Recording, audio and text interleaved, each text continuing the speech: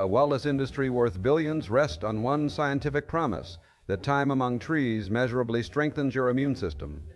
That claim is not invented. It comes from a real paper by a real researcher reviewing real experiments.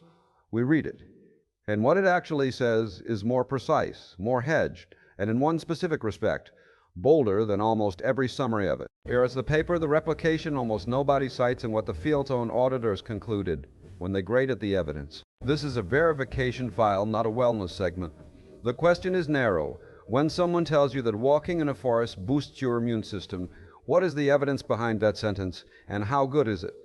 We are going to answer that by reading the source, rather than the coverage of the source.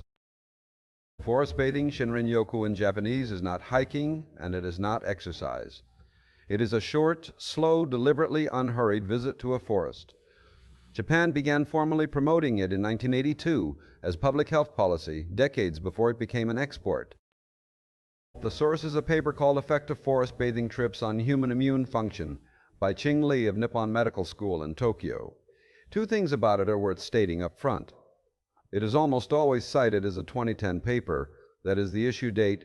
It was published online in March 2009, and it is a review, not a trial. It synthesizes 3 of the author's own experiments, 12 men, a second group of 12 men, and 13 nurses. That is the entire participant base of the most influential immune finding in this field. The design is better than critics sometimes allow. Participants took 3-day, 2-night trips, walking slowly rather than exerting themselves. Blood and urine were sampled during the trip, and then again 7 and 30 days afterwards, against a normal working day as a control. Crucially, some of the studies added a city trip with matched walking distance and comparable hotels. That is a comparison that lets the author argue it was the forest doing the work and not simply being on holiday and away from the office. The results as reported are consistent. Natural killer cell activity rose. So did the number of natural killer cells and the levels of the cytotoxic proteins those cells use, perforin, granulysin, and granzymes A and B. Urinary adrenaline, a stress marker, fell, and on the matched city trips, none of the immune measures rose. The direction of every number points the same way. Now the part where the secondary coverage and the source disagree, and it disagrees in a direction you would not expect. Summaries of this paper routinely say the immune effect lasted more than 7 days, and in part 30. The abstract says something firmer.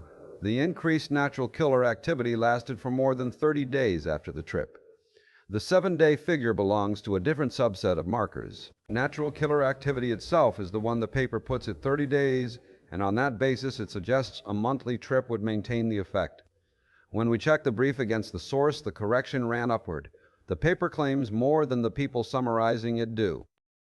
Then there is the sentence that launched 1,000 headlines. Quote, "The above findings suggest that forest bathing trips may have a preventative effect on cancer generation and development." That is the whole claim. It is a hedged suggestion resting on a chain of inference. Natural killer cells kill tumor cells. Forest trips raise natural killer activity. Therefore, forest trips may matter for cancer. No cancer outcome was measured in any of these studies. The word "may" is in the original. It is usually the first thing lost. Which brings us to the objection that should occur to anyone reading a review of the reviewer's own work. Has anybody unconnected to Ching Lee found the same thing? The answer is yes, and it is rarely mentioned. In 2018, an independent Taiwanese team working through National Taiwan University took a different approach. Instead of a 3-day trip, they compared 90 forest staff working at Sido against 110 urban staff in Taipei, people for whom the forest is simply the workplace. Natural killer cells came in at 19.5% in the forest group against 16.4% in the urban group. They also took 11 volunteers from Taipei on a 5-day forest stay, and the proportion of activating natural killer cells rose afterwards. That is roughly 4 times the participant base of the original work by a team with no connection to it. And the caveats stated rather than buried.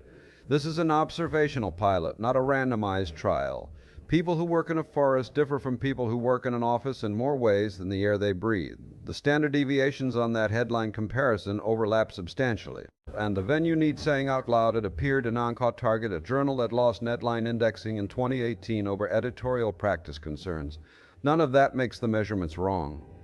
It does mean this is reported as what it is, independent, larger, and published somewhere, reported honestly. It still moves the question. Nobody outside the original group has looked is no longer an accurate statement. The most useful check on a body of evidence is not a skeptic from outside it. It is the field grading itself with a standard instrument. That happened in 2021. A German team published a systematic review of systematic reviews on forest-based interventions and graded the existing reviews with Anstar 2, the standard tool for rating methodological confidence. 2 came back at moderate confidence. 6 came back low. 3 came back critically low. The author's own summary is that most of the included reviews were assessed as having low or critically low confidence in their findings. The recurring faults are the predictable ones: small samples, missing protocols, no blinding, and inadequate follow-up. The most recent synthesis is 6 months old, published in February 2026. Its conclusion is genuinely positive.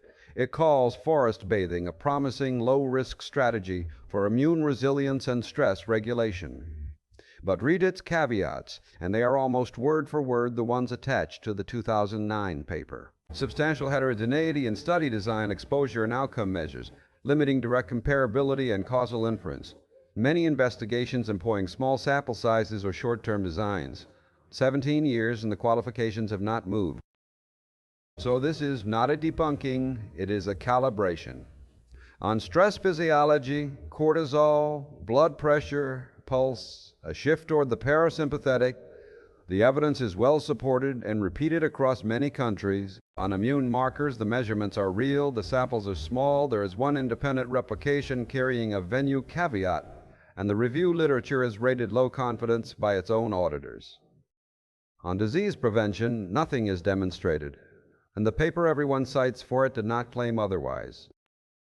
The practical upshot is unglamorous, and it survives every caveat in this file. Time among trees is cheap, it is pleasant, and it reliably lowers your stress markers for a while. That is a perfectly good reason to go.